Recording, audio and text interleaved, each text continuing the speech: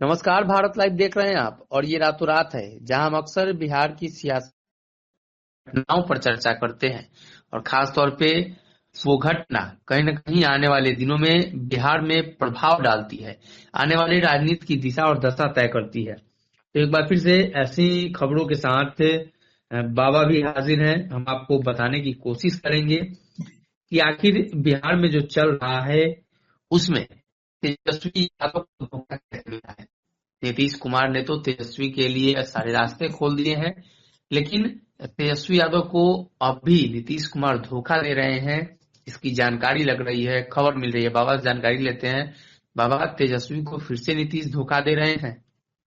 देखिए सनी, बिहार की राजनीति जिस तरह से करवट ले रही है और लगातार नीतीश कुमार कटघरे में खड़ा रहते हैं, चाहे वो जिसके साथ भी रहे। आपको याद होगा 2015 की घटना, उससे पहले आप 2013 याद कर लीजिए। नीतीश कुमार जहां भी रहते हैं वो शक के दायरे में रहते हैं कि वो अपने पार्टनर के साथ, जो राजनीति में उनके साथ हैं और सत्ता में उनके करीबी हैं, उनके साथ वो न्याय नहीं करते हैं। हालांकि संबंधों को बना करके रखने और सत्ता के लिए वो लगातार साथी और पार्टनर बदलते रहते हैं। और खास करके सीएम की कुर्सी जब से उन्होंने पकड़ी है, तब से लगातार सीएम के कुर्सी पर बने रहने का रिकॉर्ड बनाया है। लेकिन इन सबके बीच में आपको बता दें कि जो वर्तमान स्थिति बनी थी आज से 3 महीना पहले, 100 दिन पहले, लगभग 100 दिन हो गए हैं इस सरकार के। और इस सरकार के बनने के साथ ही ये बातें कही जा रही थी कि बहुत जल्द नीतीश कुमार तेजस्वी यादव को सीएम की कुर्सी सौंप देंगे।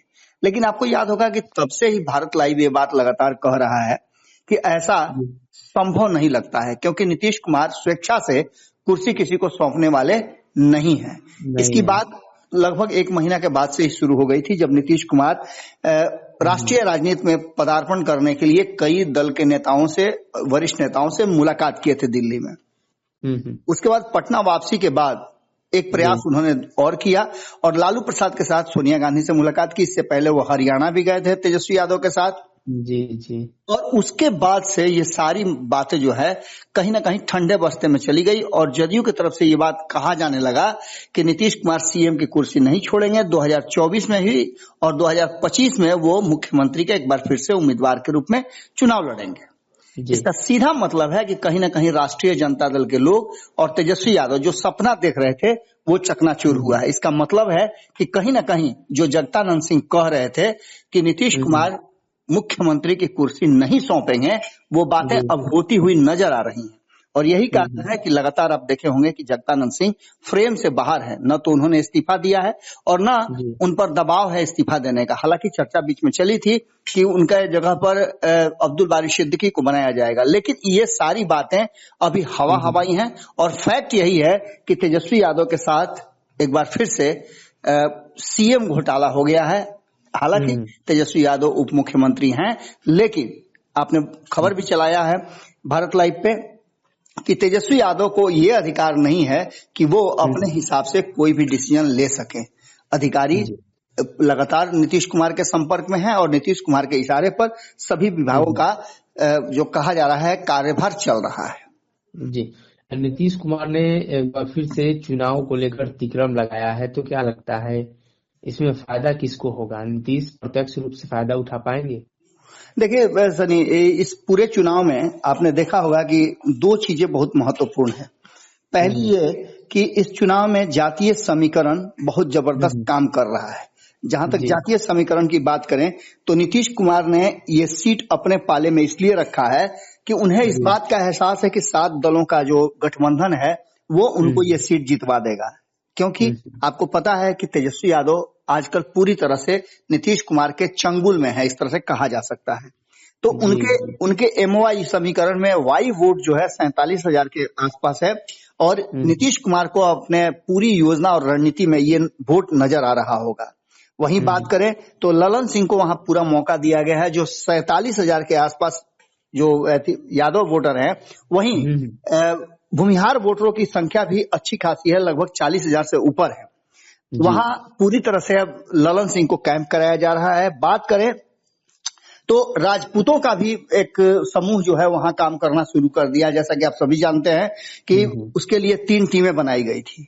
उसके साथ साथ आपको बता दें कि अगर देखा जाए तो कुशवाहा और कुर्मी वोटरों की संख्या भी लगभग 30,000 के आसपास है। जी। और ऐसी स्थिति में आप समझ सकते हैं कि तेजस्वी यादव, ललन सिंह और उपेंद्र हाँ, कुशवाहा बहुत ज्यादा कारगर हो सकते हैं, लेकिन जी। खास करके राजपूत समाज जो है वो कहीं ना कहीं पिछड़ता नजर आ रहा है, क्योंकि राजपूत समाज में बड़ी सेंधमारी आरसीपी सिंह के करीबी कहे जाने वाले कन्हैया सिंह ने कर दिया है। जी। वहीं दूसरी तरफ आपको बता दें कि यादव वोटरों में भी एक तरफ जहां तेजस्वी यादव ने अपने उम्मीदवार नहीं दिए हैं उसका मलाल लोगों को है, जो वोट कहीं ना कहीं बट करके जा रहा है। और नीतीश कुमार का यही तिकड़म था कि कुशवाहा, यादव और भूमिहार वोटरों को अपने पाले में कर लेंगे।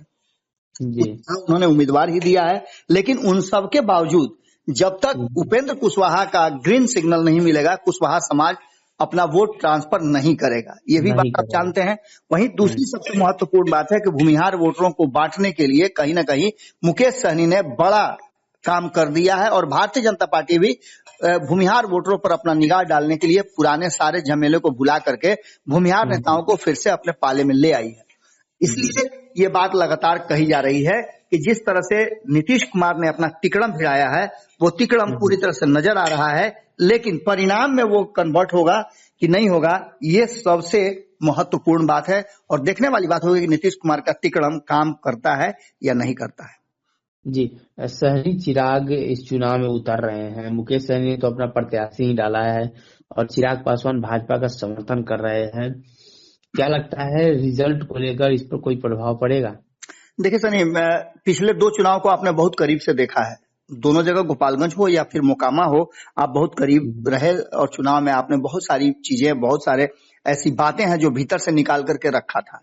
इस चुनाव में एक चीज तो साफ नजर आई कि सहनी का और चिराग पासवान का, दोनों का राजनीतिक कद छोटा नहीं है, इसे छोटा नहीं कहा जा सकता है, क्योंकि अंतिम समय में चिराग पासवान आने के बाद परिणाम में कुछ न कुछ तो हेर फेर जरूर करा पाए।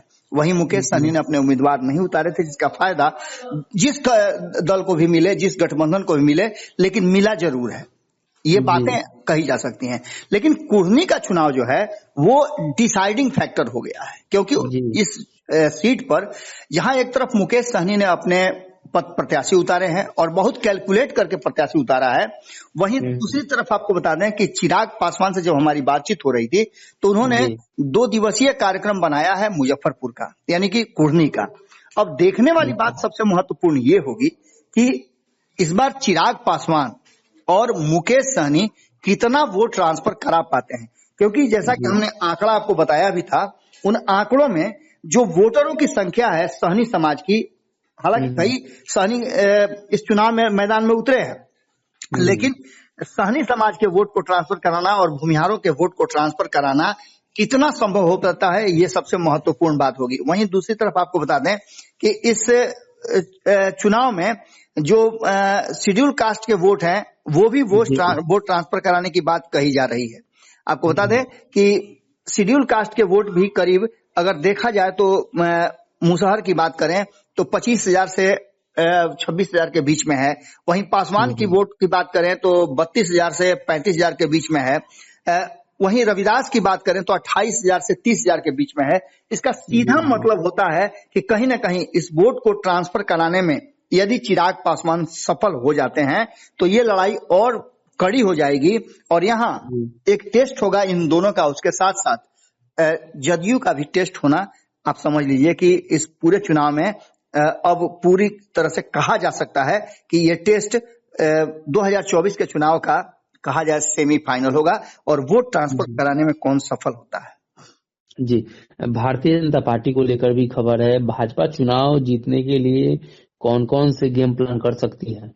देखिए, भारतीय जनता पार्टी, जैसा कि आपने खबर भी किया था और आपके स्टूडियो में आकर के एक दल के नेता ने भारतीय जनता पार्टी को समर्थन किया था।